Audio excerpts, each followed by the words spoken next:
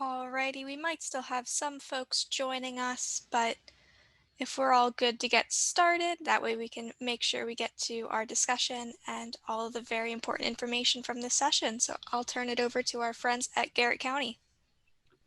Okay, well, thank you, Madison. I'm Duane Yoder, President of the Garrett County Community Action Committee, and we're located in Western Maryland, which is part of Appalachia, Maryland, so we're a small rural community. And what I'd like to do is kind of frame the discussion and the presentation that we're going to make so you have a sense of what's coming. And then just go over a couple points that I wanted to make. But first of all, let me just say that Gregan Crawford, who is our Vice President for Family Economic Security, is going to be talking about the family assessment and the goal setting. Tracy Bowman on our correlating and using family and child outcomes.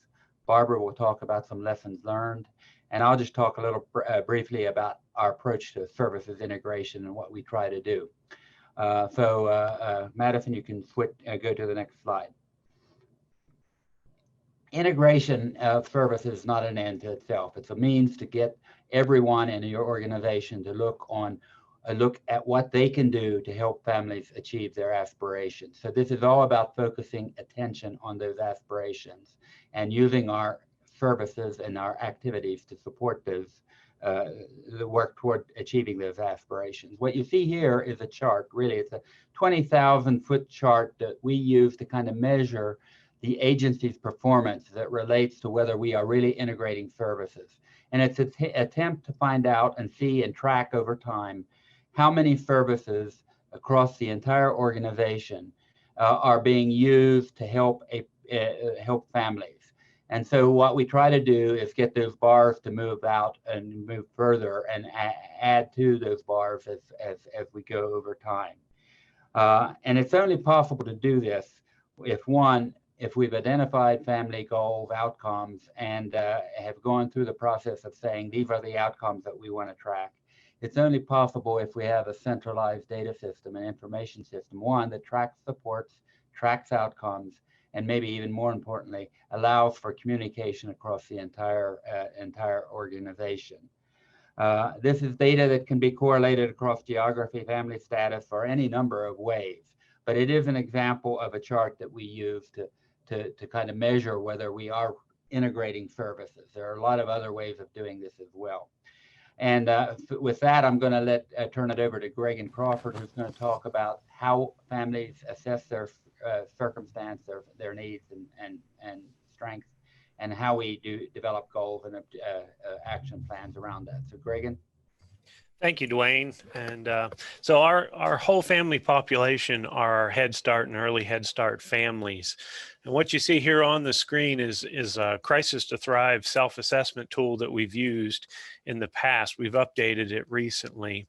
The assessment creates that snapshot of a family's needs and strengths over 15 different categories, and you can see them listed there on the right-hand side. So they're self-describing their circumstances, and we're capturing their numeric ranking for each one of those categories. So 15 categories scored on a 1 to 10 basis, 10 meaning you're thriving and a 1 you're in crisis. And so we're tracking that and trending it and capturing that in our data system. So our frontline staff administer this to families in August, at the beginning of the school year, and then it's given again in December, in March, and then again in June. So it's very important that we ask families to rank each one of those categories so that we get good solid data and we continue to get a good assessment of where they stand at any one point in time here. So the lower the score, the more in crisis, the higher the score, you're thriving. We've used this particular scale for about the last 6 years, and we recently made some adjustments to it over the past 15 months. We now refer to it as a life scale. And in that revision process, it was driven by the frontline staff. Barbara helped to shepherd it a great deal. And we've reviewed it with focus groups, frontline staff, people who are not quite as connected to the administration of it, a little further back, further removed from it, because we want to make sure that we're still asking the right questions and creating accurate responses, because this assessment can really serve as a mini real-time needs assessment as to what the barriers are for our families in the community. So this assessment also helps to start that conversation about what a family's aspirational goals are. And the coordinators, our frontline staff, who we refer to as coordinators or coaches, they start to articulate what a family's aspirational goals are and to articulate that into a pathway plan. And those pathway plans are written into our data system, and then also helps to shape the bundling of services, which Duane referred to earlier. So if you could go to the next slide, please, Madison.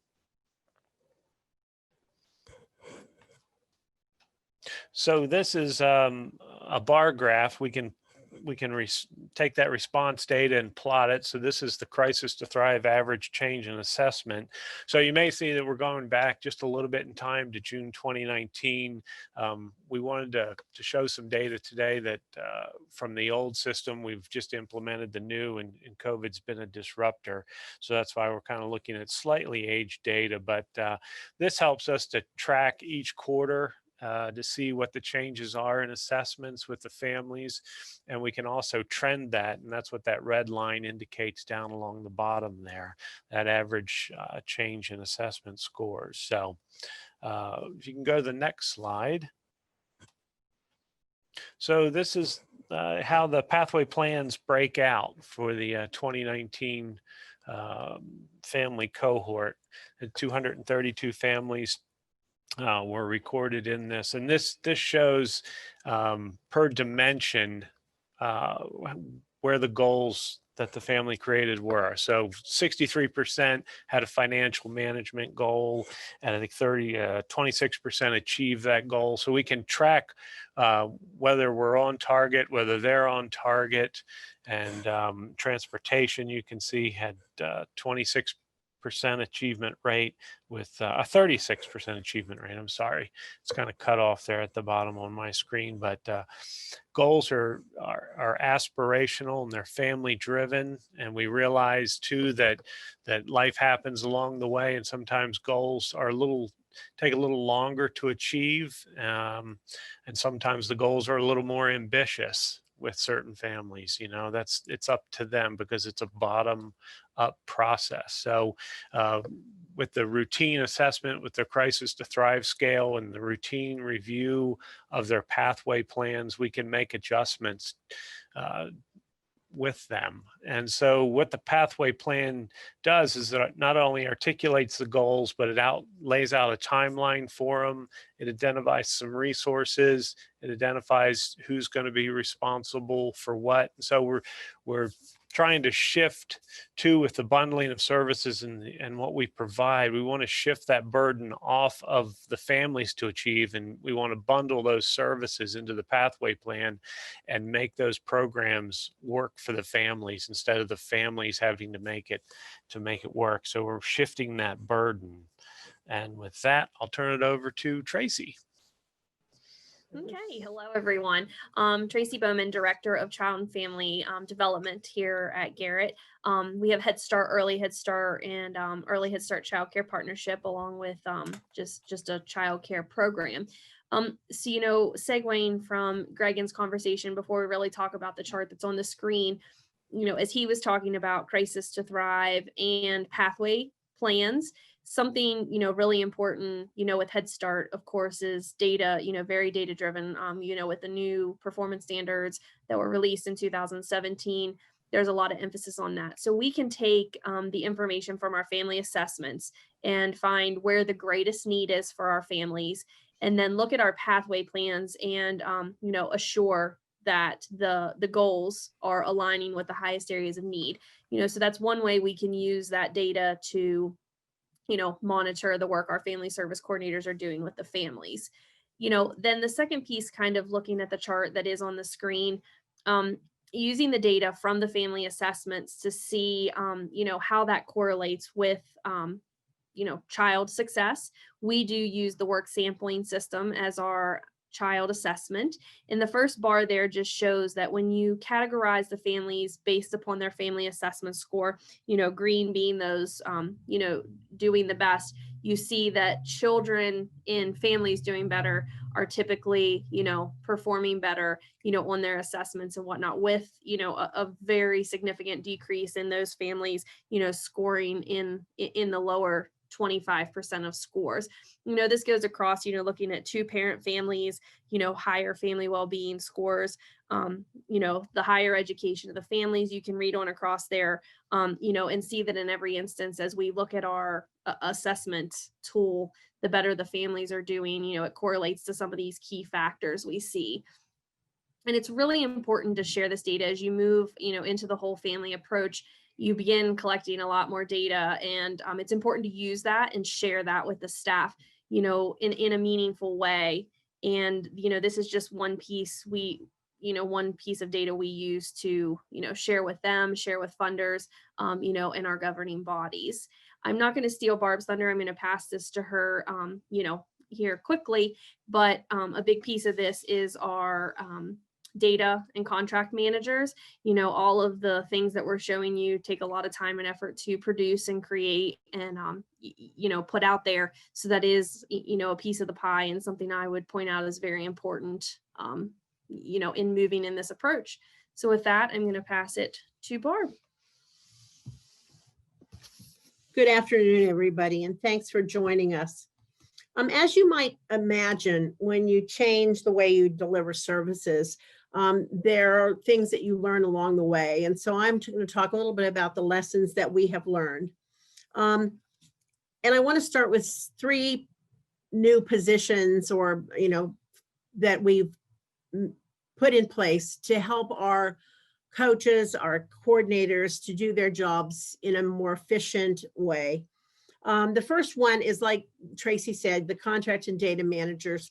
That position is invaluable as far as I'm concerned. I used to be a department director, and you have all these different funding sources, and they all wanted to report at a different time, and they all want and the data that needs to be kept so that we can keep see our outcomes and work on how to get better outcomes, or how to who's getting the good outcomes is time consuming. So when you have somebody that is just focused on those 2 things, instead of having everybody doing a little piece of it, it takes a real it takes a lot off of the coaches, so that they can put their emphasis on our families, which is what their job is.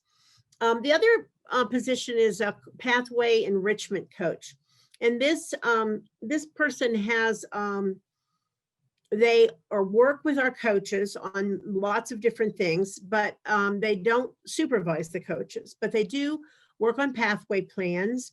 They work with the coaches to get trainings, and they bring other people in to train them with things like trauma-informed care, and just lots of different areas that we felt that they needed more constant coaching and constant training in. They also meet individually with all of the coordinators. And in those meetings, they go over the pathway plans with them. They look at the different things that looking at it in a different way might help the coordinators to see the family in a different way. So they offer some encouragement, but they offer some suggestions, and they're there for support. The other position was our financial coach. All of our coaches are trained in money management and financial management, but we have one person who really takes that on in a more, so family comes in and they're in real trouble, losing their mortgage, bankruptcy, they can go to that person to help them take a deeper dive into what they can do and how they can get themselves out of those problems. One of the things that I have emphasized with the staff a lot is building the relationships that need to be built.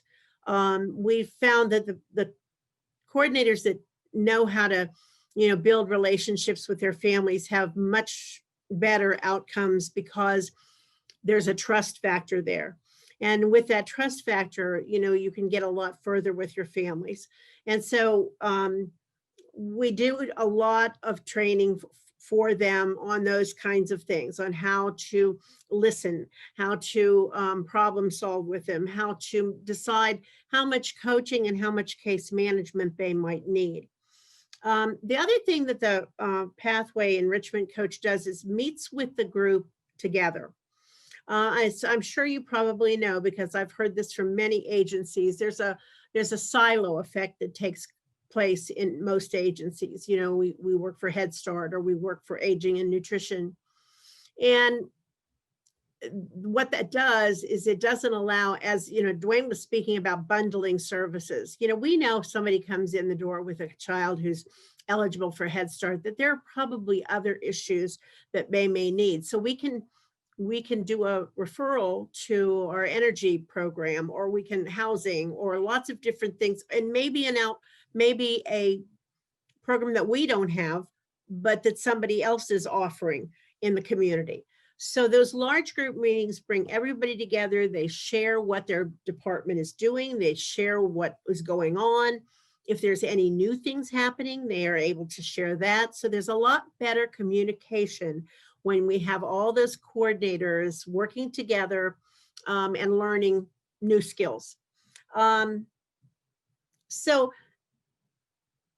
I want to go back to the bundling, because the bundling is an important piece when we talk about making sure that we hit all the different things that a family might need. Sometimes it's hard to get people to, go ahead and tell you that, they need other things. It's a difficult conversation to have. But I think that with the coaching model, what we've learned is that we engage families, and that in a process of transforming their lives, but their lives, so that we look at their goals and their dreams, and we learn to listen and provide encouragement and support, and that builds that trust. And those things lead to success. And once you start having those successes, little at a time, other families see those successes and want to buy into the program, or to the approach that we're using. So now we want to have enough time so that you can ask questions. If anybody has questions for us, please feel free to ask them. We're all here listening.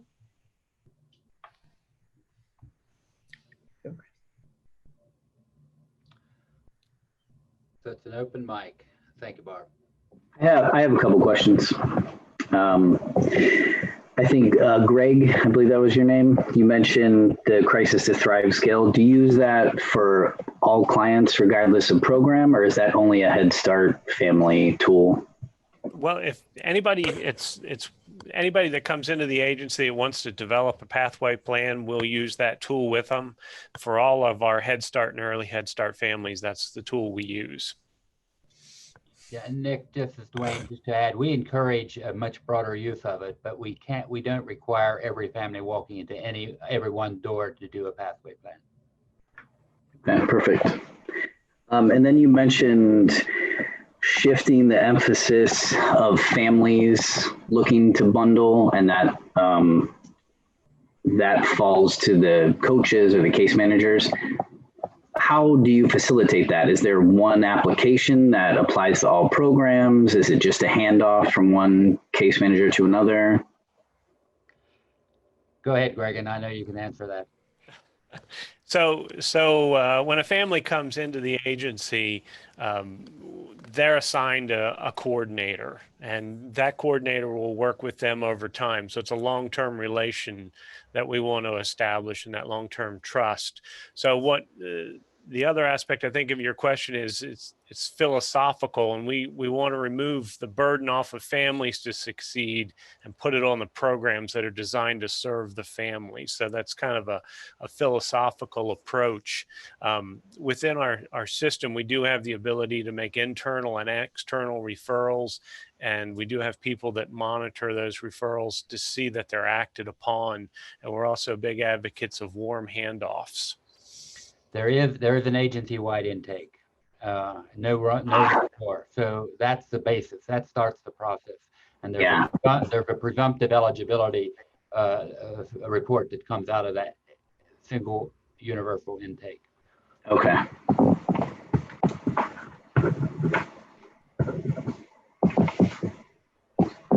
Yeah, because for our program, I'm a coordinator for the Head Start leg of our program. We have a similar family assessment tool, but they don't use it cap wide. And we also have an issue a lot where they'll apply for housing assistance or energy assistance. And then I'll just be talking to the case manager and they say, they have a 3-year-old. Well, did they apply for Head Start? Why wasn't that auto-generated? That's something that we've been trying to figure out the kinks. I would love one intake though. That would be amazing. Well, and what our system allows to happen is the no wrong door. I think maybe Duane mentioned that. It's that philosophy. So if you're a Head Start family and you come through that portal, your information's entered and that presumptive eligibility report's generated. If you come in for heating assistance, the same thing can happen. Head Start may show up on that presumptive eligibility report. Yeah, Tracy. My last question, do you guys all share a database, or does Head Start use Child Plus and your other programs use other data management systems? Tracy. We all use the same. So we use a database called Empower, and there's kind of like a plugin for each of the programs. So we're all doing intake in kind of the same central place. And then, our Head Start specific data is also part of that system, just in what they call a plugin, but it is all the same system. And Nick, you taught, I know Tracy uses that database for recruiting Head Start, because there are a lot of families coming in there that might not be coming in through the Head Start portal. And so it is a tool it's a great management tool, actually. Yeah, most of our families actually do come through service coordination or energy assistance and housing programs. And, those referrals come from them through the database. And, it's also kind of a workload reduction there, because the intake is done. And when our folks, our coordinators, family service coordinators get to that, it's just reviewing a lot of information. It's no duplication. If it's there, it's there. They're not filling out the same forms again with name, date of birth, social security. It's once and done.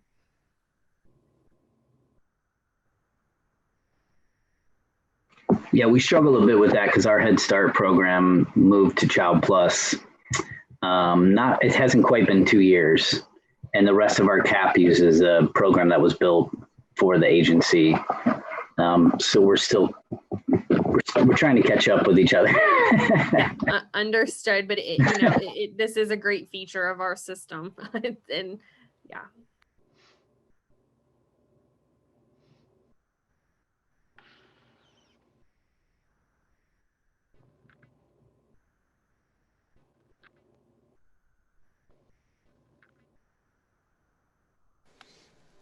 You are muted now. Are there any other questions that we can help with?